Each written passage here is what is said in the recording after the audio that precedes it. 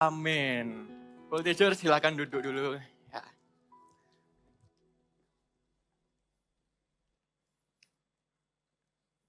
Shalom Voltagers. Shalom Voltagers.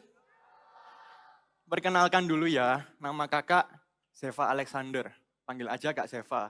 Sekarang kakak melayani di Army of God. Nanti ibadahnya jam 3.30, kakak lanjut lagi. Kalau buat teman-teman Voltagers yang mau ikut lagi, is okay loh. Lebih baik di hadirat Tuhan satu hari kan. Hari ini kita habiskan sama-sama di hadirat Tuhan. Amin. Kakak hari ini melayani di CG juga, di AOG Teen sebagai seorang coach. Dan hari ini kakak akan menyampaikan khotbah, lanjutkan seri kita yang bulan ini tentang karunia Roh Kudus. Tunjukkan dulu judulnya hari ini adalah Listen and Tell. Coba sama-sama. Listen and Tell atau mendengar dan menyampaikan. Siapa yang ingat 2 minggu lalu belajar tentang apa? Yang 2 minggu lalu hadir, belajar tentang apa? Tentang servant leader. Lalu minggu lalu disampaikan juga tentang karunia untuk mengajar dan menasihati. Giving teaching and advice. Hari ini kita belajar tentang listen and tell, mendengar dan menyampaikan. Kira-kira karunia apa ya yang mau diajarkan hari ini? Buka dulu yuk di 1 Korintus 12 ayat ke-8. Kakak pilih ayat ini karena di sini isinya list karunia-karunia Roh Kudus juga yang disediakan untuk kita. Ya, semua dari kita. Ayat yang ke-8 kita baca ya. Sebab kepada yang seorang, Roh memberikan karunia untuk berkata-kata dengan hikmat. Dan kepada yang lain, Roh yang sama memberikan karunia berkata-kata dengan pengetahuan. Kepada yang seorang, Roh yang sama memberikan iman. Dan kepada yang lain, Ia memberikan karunia untuk menyembuhkan. Kepada yang seorang, Roh memberikan kuasa untuk mengadakan mujizat. Dan kepada yang lain, Ia memberikan karunia untuk bernubuat.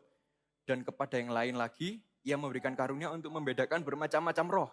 Kepada yang seorang, Ia memberikan karunia untuk berkata-kata dengan bahasa roh. Dan kepada yang lain, Ia memberikan karunia untuk menafsirkan bahasa roh itu. Stop sampai di sana. Ada yang hitung tadi ada berapa macam karunia?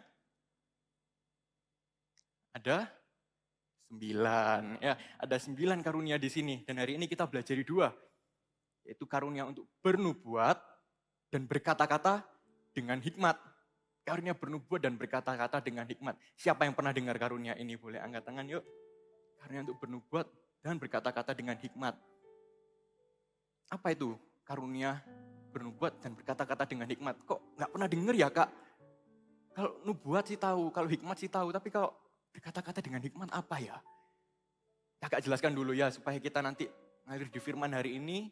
Supaya kita ngerti dulu apa itu 2 karunia ini. Supaya ketika kita berjalan dalam karunia ini, kita nggak asing lagi. Kita udah ngerti, oh ini loh yang disebut karunia bernubuat dan berkata-kata dengan hikmat. Mau yang mana dulu, bernubuat atau berkata-kata dengan hikmat? Mau yang mana dulu? Kakak pilihin kalau kalian nggak mau pilih. Yang bernubuat dulu ya. Karunia bernubuat, boleh siapkan catatannya. Karunia bernubuat itu apa sih? Karunia bernubuat itu sebuah kemampuan yang diberikan untuk orang percaya. Untuk kita itu menyampaikan kepada seseorang apa pesan Tuhan atau apa firman Tuhan kepada orang itu di suatu kondisi tertentu. Itulah nubuatan. Kalau kita pernah dengar nubuatan, kita mungkin kepikirannya kayak nabi-nabi. Oh kayak nabi Samuel gitu ya. Prediksi masa lalu. Hari ini kakak bilang, 10 hari lagi hujan. 10 hari lagi hujan. Apakah hanya itu nubuatan? Ya betul, nubuatan memang diberikan kepada nabi-nabi. Pada orang-orang yang disebut nabi di perjanjian baru juga. Untuk memberitahukan apa sih yang Tuhan mau kerjakan di masa depan. Supaya gereja mengerti bahwa Tuhan itu punya rencana yang jangka panjang untuk gereja. Yang begitu disebut foretelling. Tulisannya F-O-R-E-T-E-L-L-I-N-G. Diberikan untuk nabi-nabi. Tapi bukan hanya itu, bukan cuma untuk seperti memprediksi masa depan ya, nubuatan itu. Kita bisa mengalir dalam karunia ini sekalipun kita bukan nabi-nabi. Sisi yang lain itu namanya foretelling. Beda tipis nih. F-O-R-T-H-T-E-L-L-I-N-G. Foretelling. Inilah karunia mengucapkan kata-kata iman dari firman Tuhan tentunya. Sebab iman timbul dari pendengaran akan firman Tuhan, Roma 10 ya kan. Iman timbul dari pendengaran. Karunia nubuatan ini contohnya misal, kita hari ini ibadah voltage kan, tapi kita lihat teman satu CG nih, ada yang gak hadir satu. Kita nanti telepon, halo bro kenapa ya kok gak datang hari ini? Oh iya hari ini aku lagi sakit. Karunia nubuat bisa aktif di sini. Saat itu waktu kita tahu teman kita sakit, tiba-tiba timbul satu ayat, kita diingatkan mungkin satu cerita di Alkitab, Tuhan menyembuhkan. Di kitab Injil banyak itu, Tuhan menyembuhkan. Lalu kita beritahu ke teman kita, tenang ya, gak usah takut, gak usah khawatir. Tuhan pasti menyembuhkanmu. Tuhan bisa sembuhkanmu dari sakit demam misalnya. Tuhan pasti bisa, kamu pasti sembuh. Kalimat-kalimat begitu, itu pasti menimbulkan iman di telinga temannya kita ya kan. Itu disebut nubuatan atau foretelling. Itu di sisi foretellingnya. Kita menyampaikan dari firman Tuhan. Dan gak boleh kita menyampaikan nubuatan itu dari kita sendiri atau sesuka-sukanya kita. Oh berarti kalau tadi bisa ya kita sampaikan dari firman Tuhan, kita iman-imani terjadi, lalu besok terjadi gitu. Kalau gitu, tak nubuatkan aja diriku sendiri. Besok aku main game 10 ronde, 10-10-nya menang. Enak ya. Apakah bisa seperti itu? Gini atau gini?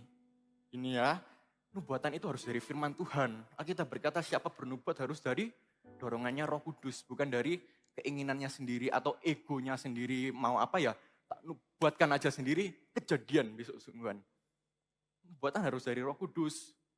Bisa jadi ayat yang semalam kita baca, Roh Kudus ingatkan lagi sama kita. Tuhan berkata, jangan takut. Itu kita sampaikan ke teman kita, itu bisa jadi nubuatan loh. Memang cara mengujinya yang paling gampang adalah kalau itu sesuai dengan firman Tuhan. Kalau itu nggak sesuai, udah nggak mungkin itu sifatnya nubuatan. Karena itu kan dari Roh Kudus. Karena dari Roh Kudus pasti nggak mungkin melanggar firman Tuhan. Jadi kita nggak boleh nih. Contoh lagi, menubuatkan teman kita nggak suka nih, orangnya suka bully kita. Kita nubuatkan, asal nubuatkan di masa depan. Masa depanmu jadi maling misalnya. Wah, apakah boleh kayak gitu? Nggak boleh juga, karena kita juga sebenarnya nggak boleh untuk mengutuki masa depannya orang. Ketika kita bernubuat, pastikan itu membangun kehidupannya orang. Mulutnya kita ini loh, nggak usah ngomong nubuatan aja sih, harus kita pakai untuk membangun ya kan. Kalau itu nubuatan, pasti muncul iman di telinga pendengarnya. Orang sakit yang dibilangi kamu pasti sembuh. Dan kalimat itu merupakan nubuatan. Itu bukan cuma suatu penghiburan atau kata manis aja. Tapi orang yang dari putus asa, dari mau nyerah, sudah stres nih tentang mikir masa depan dan lain-lain, itu bisa jadi punya semangat lagi. Wow, ternyata dari temanku bicara seperti ini, aku tahu Tuhan masih bekerja, aku tahu Tuhan masih sayang sama aku. Harus membangun imannya. Itulah nubuatan. Selain itu juga harus menghibur. Nah ini voltagers usianya kan ada yang SD, ada yang SMP. Seingat kakak ya, di bulan-bulan Mei gini, kita masuk bulan Mei, itu masa-masanya ujian. Ya dengan deket-deket lagi lah ya. Kalau enggak minggu-minggu depan ya paling jauh bulan depan. Ada yang mau ujian, bentar-bentar lagi, banyak ternyata ujian semuanya ya. Ya saat turunkan tangan. Kita bisa hibur teman kita juga kan Kak. Kalau misalnya mereka lagi ujian, beberapa mungkin stres mikir gimana ya. Belajar matematika 10 bab loh, gimana. Belajar pelajaran ini terlalu banyak ya Tuhan. Atau kalau cerita kita ya, kita takut dapat nilai jelek karena takut lupa pas ujian. Takut nggak tenang, gara-gara nervous kerja ujian. Karena itu voltagers, untuk yang sebentar lagi ujian atau yang mau lagi mau ujian, kakak katakan hari ini, nggak perlu kita takut, nggak perlu kita khawatir. Sebab Tuhan yang ada di sini di gereja ini, Dia juga ada di rumahmu. Dia juga ada di ruang belajarmu saat kita belajar untuk berikan kita kemampuan belajar, untuk bantu kita menghafal materi-materi, mempelajari materi-materinya. Dan juga saat nanti waktu kita kerjakan ujian, dia juga ada di sana loh. Supaya kita tenang dan fokus saat bekerja. Jangan takut ya. Nah, kalimat-kalimat gini loh yang kakak maksudkan. Nubuatan yang menghibur. Jadi orang kalau mendengar itu nggak semakin takut. Oh, hati-hati loh ya, ujianmu tambah jelek loh nanti kalau kamu main terus. Ya.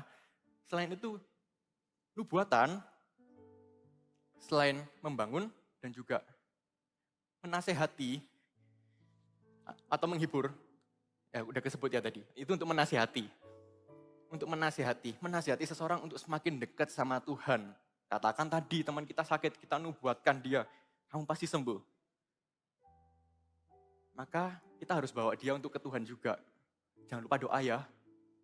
Begitu juga kalau kita dapat nubuatkan sesuatu nih tentang masa depan kita.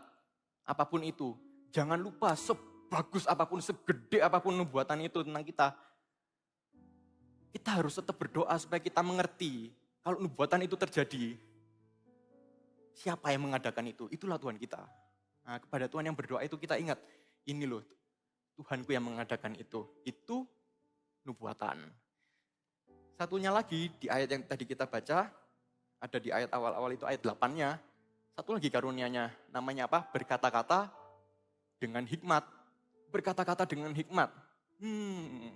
Kata-kata hikmat, kata-kata hikmat, kata-kata hikmat. Ada kata-kata dan hikmat. Apakah kata-kata hikmat ini kayak, oh hikmat, aku nanti kalau hidup jadi kayak Salomo gitu ya. Bijaksana sekali gitu.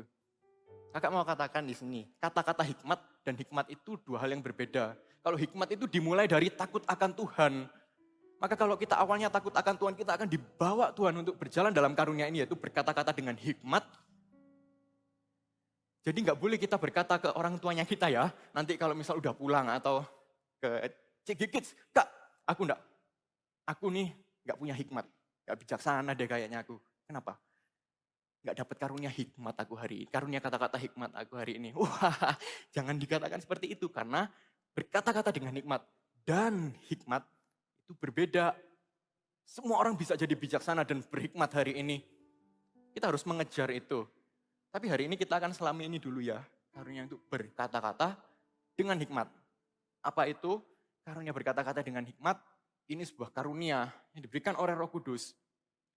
Untuk seseorang bisa menyampaikan jalan keluar dari sebuah kondisi tertentu.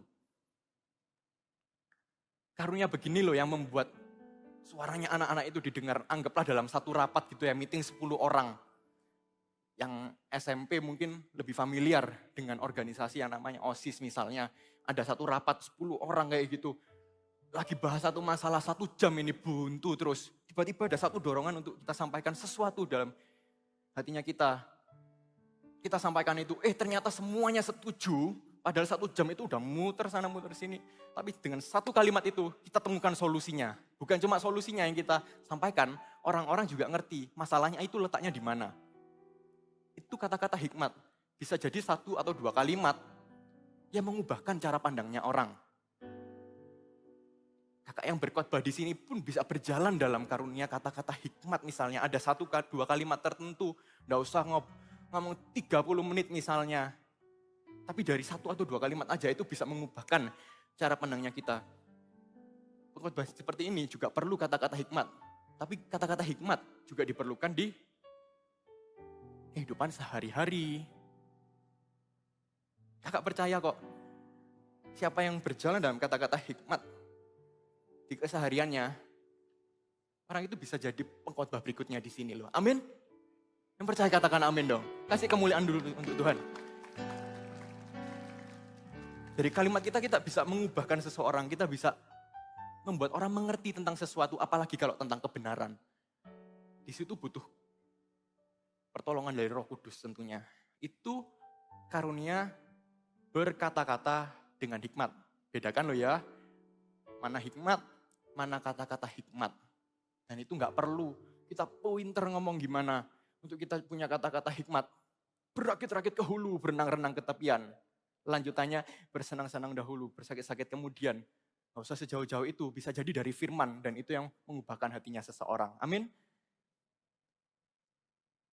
Karunia bernubuat dan berkata-kata dengan hikmat. Setelah dipelajari ya, kita belajar barusan. Ada kesamaannya loh ternyata. Ada yang sama loh dari dua ini. Apa kesamaannya? Kesamaannya itu listen and tell tadi itu. Mendengar dan menyampaikan. Mendengar dan menyampaikan. Mendengar dan menyampaikan.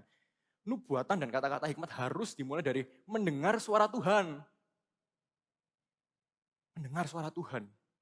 Oh kak, kalau bernubuat dan berkata-kata hikmat ternyata harus dengar suara Tuhan. Kayaknya bukan aku deh orangnya. Lebih ke pendetanya itu aja. Kayaknya pendeta itu yang baru bisa untuk dengar suara Tuhan itu gimana. Kakak CG Kids itu loh, pemimpin rohani. Yang dilabel sebagai kakak rohani misalnya. Nah itu kelihatannya baru bisa. Kalau aku gini masih kecil mana bisa sih kak mendengar suara Tuhan. Bisa jadi kita merasa seperti itu putus asa gitu. Tapi hari ini ada satu anak kecil juga yang bisa mendengar suara Tuhan. Dan ini membangkitkan imannya kita. Berarti karunia bernubuat dan berkata-kata hikmat juga untuk kita. Kalau enggak demikian, enggak mungkin diajarkan di sini. Karena awalnya nubuatan dan kata-kata hikmat itu adalah mendengar suara Tuhan. Kalau kalian enggak bisa dengar suara Tuhan, ya kakak turun aja, enggak usah ngajar. Tapi karena kalian semua bisa, kita semua bisa. Karena itu diajarkan untuk mendengar dan menyampaikan. Siapa nama orang itu? Namanya Samuel. Ada yang namanya Samuel di sini ya? Ada di situ, ada yang lain enggak? Ada juga, ada beberapa Samuel di sini. Samuel yang di sini tertulis di Alkitab. Ada di 1 Samuel 3 ceritanya. Buka dulu yuk di 1 Samuel 3. Kita akan membaca ceritanya. Mulai dari ayat 1 ya. 1 Samuel 3 ayat 1. Judulnya Samuel terpanggil. Samuel yang muda itu menjadi pelayan Tuhan di bawah pengawasan Eli. Pada masa itu, firman Tuhan jarang, penglihatan-penglihatan pun tidak sering. Samuel yang muda itu, seberapa muda Samuel? Seberapa muda Samuel? Ada kitab ahli teologi yang mengatakan bahwa Samuel yang diceritakan di sini itu bukan umur 3-4 tahun. Itu kira-kira 11-12 tahun. Seusia voltagers ya kan? Siapa yang 12 tahun? 12 tahun ada, 13 tahun angkat lagi. 13 tahun. 14 tahun ada lagi. 40 tahun sekarang ya, biar kakak-kakaknya angkat tangan juga atau orang tuanya. Samuel yang muda berumur 12 tahun. Kita barusan baca satu ayat sih. Tapi kayaknya dari muka-mukanya anak-anak voltages udah tahu nih ayat ini ngomong soal apa. Udah tahu ya ini ayatnya pembukanya itu lanjutnya ceritanya apa. Ayat kedua dan berikut-berikutnya. Dari judulnya Samuel terpanggil. Ingat enggak? Ada cerita waktu Samuel tidur. Samuel dibilang sama Tuhan begini. Samuel, Samuel. Sampai 3 kali. Tapi dia enggak ngerti itu Tuhan. Baru yang keempat dia mengerti. Samuel yang muda itu bisa mendengar suara Tuhan. Demikian juga dengan kita semua, kita bisa mendengar suara Tuhan. Apa yang terjadi di masa lalu, di zaman perjanjian lama, itu pun masih bisa terjadi di hari ini. Kita masih bisa mendengar suara Tuhan. Loh kalau gitu apa harus audible Kak? Tahu audible gak ya? Seperti kita dengar suara manusia gini loh. Samuel, Samuel. Kedengeran kan di telinga sini, itu audible. Suara Tuhan gak harus audible. Bisa jadi itu dari firman Tuhan yang kita baca atau ada dorongan sesuatu asal itu tidak melanggar firman, itu pun firman Tuhan. Itu pun dari Tuhan. Yang pasti itu tidak boleh melanggar firman loh ya. Agak ulangi lagi. Samuel yang muda itu selain menjadi pelayan Tuhan di bawah pengawasan Imam Eli, dia bisa mendengar suara Tuhan. Dari mana iman ini muncul? Di Alkitab dituliskan begini, pada hari-hari terakhir, Rohku dicurahkan atas semua manusia. Dan anak-anakmu akan bernubuat. Katakan, anak-anakmu akan bernubuat. Anak-anak di sini akan bernubuat semua satu persatu dari depan sampai belakang, kiri sampai kanan, satu persatu akan bernubuat. Karena firman Tuhan sudah katakan begitu. Amin. Amin. Samuel yang muda itu 12 tahun, mau lebih mau kurang, tidak masalah. Kita semua punya akses untuk itu mendengar suara Tuhan. Luar biasa ayat-ayat ini ya. Kita semua harus mengerti di sini dulu. Bahwa Tuhan itu punya rencana ketika kita itu disebut anak-anak.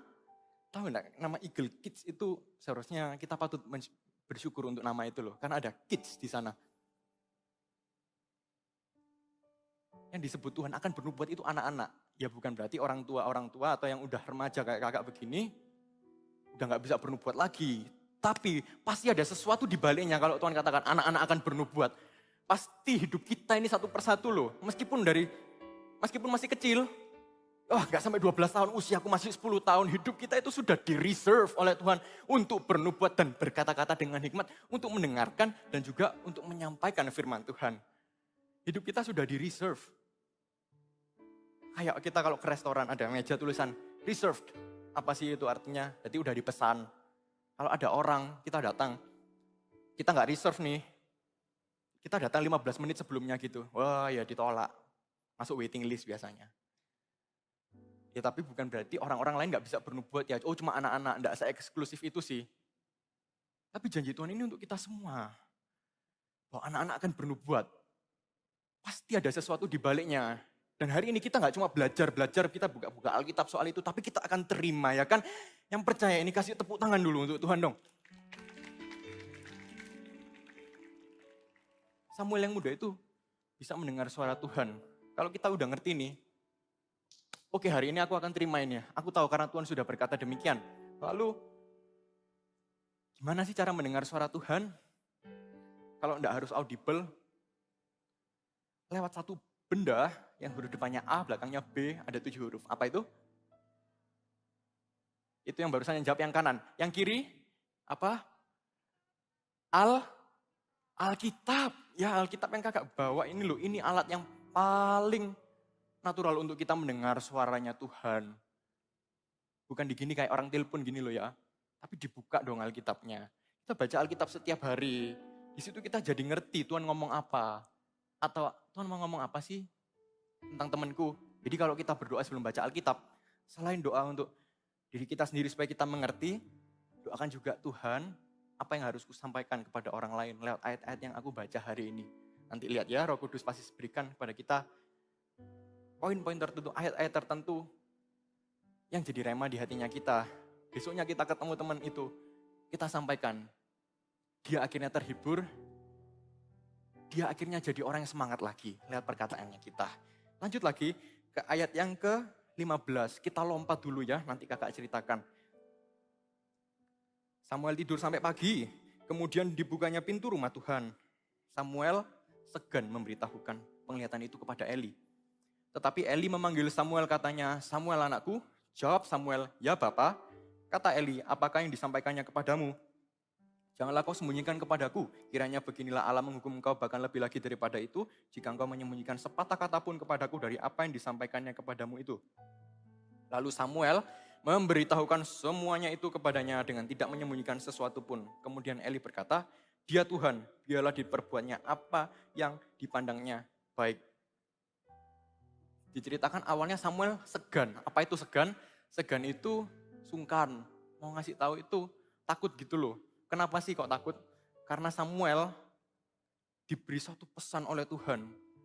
Itu memang agak tricky. Karena dia harus menyampaikan kepada Imam Eli bahwa keluarganya itu akan mengalami satu penghukuman dari Tuhan. Karena ada satu hal tertentu, keluarganya Imam Eli dihukum oleh Tuhan. Wah susah lah kalau kita disuruh ngomong kayak gitu ke orang tua. Ke orang yang lebih dewasa. Nah Samuel hari itu segan. Dia bingung gimana caranya.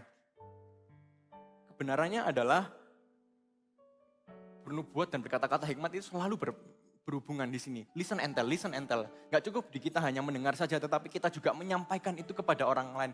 Dengan berani, tapi gak kurang ajar. Tapi kita menyampaikannya dengan terus terang. Gitu loh maksudnya. Itu artinya tell itu di sana. Kita sampaikan dengan terus terang. Tapi tenang aja, gak semuanya itu kayak gini kok. Gak semuanya nubuatan itu isinya yang hukuman gini melulu. Justru banyak loh nubuatan yang kita menubuatkan seseorang disembuhkan. Justru lewat kata-kata hikmat kita seseorang bisa mendapatkan solusi. Siapa yang gak mau kalau mulutnya dipakai oleh Tuhan untuk berkata-kata seperti itu kepada temannya atau kepada keluarganya, kepada orang tuanya. Jadi jangan segan lagi ya. Sebab kita pasti diberi hikmat oleh Roh Kudus untuk menyampaikan itu. Dia gak berhenti di Tuhan yang menyampaikan. Dia kasih kita hikmat untuk bagaimana kita menyampaikan dengan cara yang tepat di waktu yang tepat. Samuel ini memberitahukan kepada Imam Eli akhirnya. Dari sinilah kakak dapatkan jawaban atas pertanyaannya kakak. Waktu kakak ngerti harus bawakan bernubuat dan kata-kata hikmat ini, kakak bingung awalnya. Kenapa ya kok karunia begini ditaruh di mulutnya anak kecil? Kenapa ya kok hikmat dan nubuat dan kata-kata hikmat dikasih ke anak-anak? Kok nggak kasih ke orang-orang yang udah berpengaruh, udah berpengalaman aja? Tapi dari sini kakak lihat sesuatu. Sama seperti Samuel memberitahukan itu ke Imam Eli, demikian juga kita semua di sini akan berhadapan dengan orang-orang yang lebih dewasa nanti di depan untuk menyampaikan nubuatan, menyampaikan kata-kata hikmat, terlebih lagi untuk menyampaikan firman Tuhan, sampaikan kebenaran. Generasi ini akan menjadi generasi yang berani untuk speak up, bahkan ke orang-orang yang lebih dewasa, sehingga orang-orang yang lebih gede daripada kita, yang udah lebih berpengalaman bisa berkata, anak ini hidupnya dipenuhi Roh Kudus, kayak Yusuf dipuji sama Firaun gitu loh, gak ada orang di sekelilingnya, di seluruh bangsa yang dipenuhi Roh Allah seperti Yusuf. Demikian juga orang-orang di sekeliling kita akan melihat kita seperti itu. Orang ini, anak ini, ada pemakaian Tuhan di hidupnya. Dia bisa bernubuat, dia bisa berkata-kata dengan nikmat. Sehingga orang yang mendengar itu bisa diubahkan. Untuk itulah kita diberikan karunia ini, nubuatan dan kata-kata hikmat. Bukan dipakai untuk diri kita saja. Kita ramal tentang masa depannya kita. Tapi tentang orang lain, untuk membangun, untuk menghibur, untuk menasihati orang lain, untuk memberi jalan keluar ke orang lain. Itu tujuannya. Lanjut lagi ke ayat yang terakhir. Kita baca ayat 19. Dan Samuel makin besar dan Tuhan menyertai dia dan tidak ada satupun dari firman-Nya itu yang dibiarkannya gugur. Apa sih kak maksudnya gak dibiarkan gugur itu? Gak dibiarkan gugur itu maksudnya Samuel tetap taat. Samuel makin besar, demikian juga kita. Tidak mungkin usia 12 tahun terus. Tahun lalu kita 11, sekarang 12, tahun depan 13. Kita juga akan makin besar dan semakin efektif pelayanan kita di sini. Yaitu di pelayanan bernubuat dan berkata-kata hikmat. Samuel itu tidak berhenti di sekali itu aja ceritanya. Sebab firman Tuhan tidak dibiarkan gugur. Berarti dia berjalan dalam ketaatan terus-menerus setiap hari bersama-sama dengan Tuhan. Siapa yang di sini bisa main piano? Yang suka sepak bola siapa? Nah, ya turunkan tangan. Kalau kita punya teman-teman yang punya talenta itu, kita tahu nih anak ini jago main basket atau main sepak bola. Tapi kan gak cuma berhenti di talenta itu, pasti dilatih terus-menerus. Pasti dikembangkan terus ya kan? Sampai nanti gede akhirnya jadi hebat sekali. Nah itulah yang disebut Samuel makin besar dan gak ada firman yang dibiarkan gugur. Kita dengan berani menyampaikan firman Tuhan ke orang lain. Dan kita dengan rendah hati mendengar apa pesannya Tuhan. Itu di-repeat terus. Diulangi terus. Itu yang membuat pelayanan kita semakin efektif. Sebentar lagi kita akan meminta untuk karunia ini diberikan kepada kita. Sebab karunia ini memang dijanjikan dan disediakan untuk kita semua. Tapi sebelum itu kakak sediakan dulu, ada 3 poin di sini. Catat ini bagaimana sih supaya karunia lisan entel ini bisa tidak gugur. Justru semakin jadi efektif. Justru kita bisa lebih maksimal di sana. Ada 3 poin. Yang pertama, membiasakan mencari dan mendengar firman Tuhan sejak kecil. Catat itu, membiasakan mencari dan mendengar firman Tuhan sejak kecil. Caranya dengan apa? Dengan Alkitab itu tadi loh. Dengan Alkitab kita bisa mengerti apa sih yang Tuhan mau di hidupnya kita. Apa sih yang Tuhan mau kita sampaikan ke orang lain. Biasakan untuk rindukan itu. Belum tentu kita dengar secara audible. Tapi juga rindukan itu. Demikian juga dengan kita yang hari ini mendengar firman Tuhan. Dengarkan dengan fokus ya. Ayat 2. Poin kedua. Menyampaikan suara Tuhan dengan berani kepada siapapun. Menyampaikan firman suara Tuhan dengan berani kepada siapapun. Karena gak berhenti di listening aja. Tapi lanjut ke telling. Itu yang membuat bernubuat itu selesai. Kalau ada 2 sisi nubuatan, itu satunya sisinya listening, satunya telling. Nah, itu jadi bulat sempurna, baruan. Menyampaikan suara Tuhan dengan berani kepada siapapun. Dan yang ketiga, melatih dan mengembangkan karunia setiap hari. Kita tetap berjalan dalam langkah ketaatan, lama-kelamaan kita nggak sadar, ternyata banyak orang sudah diubahkan lewat nubuatanku. Banyak orang sudah mendapat jalan keluar atau pemikirannya diubahkan karena kata-kata hikmat yang dari aku. Dengan begitu ya, kita akan berjalan dalam karunia-karunia ini. Kita nggak sadar, tiba-tiba kesaksian muncul begitu aja.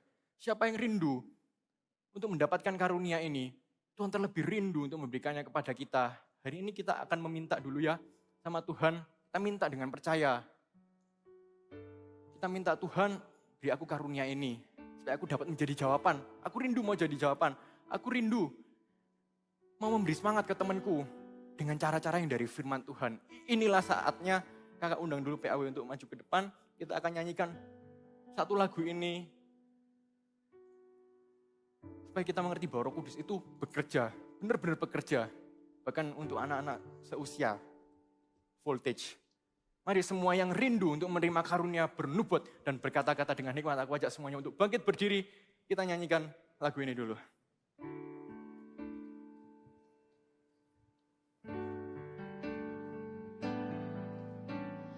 Roh Kudus hadir di sini, mengalir di bait suci. Perkara ajaib pun terjadi, kuasa mujizat nyata. Karena Roh Allah sedang bekerja.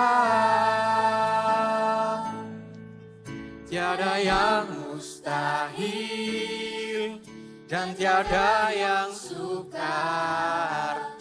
Bila Roh Allah turut bekerja. Tiada yang mustahil bagi orang percaya. Karena Roh Allah turut bekerja di antara kita. Roh Kudus hadir di sini. Roh Kudus hadir di sini, mengalir di bait suci. Perkara ajaib terjadi, kuasa mujizat nyata. Karena Roh Allah sedang bekerja. Angkat tanganmu, kita bersiap untuk menerima karunia ini. Dan tiada yang sukar. Bila Roh Allah turut bekerja. Tiada yang mustahil bagi orang percaya. Karena Roh Allah turut bekerja. Tiada yang mustahil dan tiada yang sukar. Bila Roh Allah turut bekerja. Tiada yang mustahil bagi orang percaya. Bila Roh Allah turut bekerja di antara kita. Saat ini waktunya Roh Kudus curahkan dan karunia itu diberikan kepada kita. Angkat tangan kita dari panggung ini, kakak doakan sama-sama. Untuk kita semua menerima karunia bernubuat dan berkata-kata dengan hikmat. Kakak doakan dulu ya, Tuhan Yesus, kami bersyukur untuk firman-Mu hari ini yang membuat kami mengerti bahwa setiap anak di sini sudah di-reserve telinga dan mulutnya untuk mendengar dan menyampaikan firman Tuhan. Sebab itu kami percaya ya Tuhan, satu persatu akan menerima karunia ini. Kami rindu Tuhan untuk menerima karunia ini. Voltagers, ikuti doa kakak sama-sama. Tuhan Yesus, Tuhan Yesus, aku rindu untuk menerima karunia ini. untuk menerima karunia ini, Untuk bernubuat untuk bernubuat dan berkata-kata dengan hikmat. dan berkata-kata dengan hikmat. Aku mau menjadi jawaban. Aku mau menjadi jawaban. melalui mulutku. melalui mulutku. Dan aku mau mendengar suara Tuhan Aku mau mendengar suaramu Tuhan. untuk orang lain. Untuk orang lain. Di dalam nama Di Yesus, dalam nama Tuhan aku Yesus, terima karunia aku ini. terima karunia. Amin. Receive the Holy Spirit. Kita berbahasa roh sama-sama.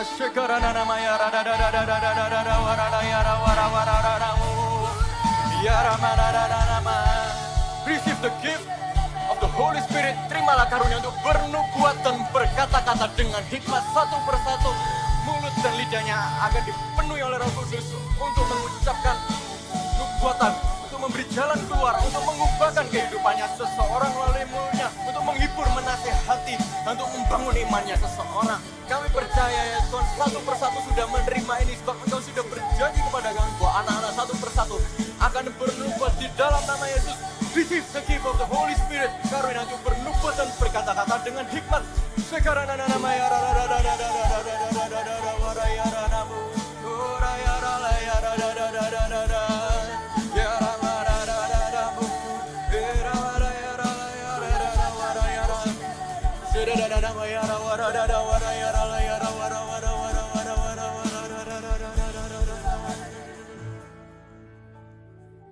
karunia nubuatan dan kata-kata hikmat dimulai dari mendengarkan. Sebab itu aku ajak kita semua ya, untuk 1-2 menit ke depan. Kita tidak usah ngapa-ngapain. Dengar aja apa yang Tuhan mau sampaikan kepada kita. Kita buka hati kita. Tuhan mau sampaikan pesan itu kepada siapa. Yuk kita tundukkan kepala sama-sama, ambil waktu. Tenang dulu 1-2 menit ke depan.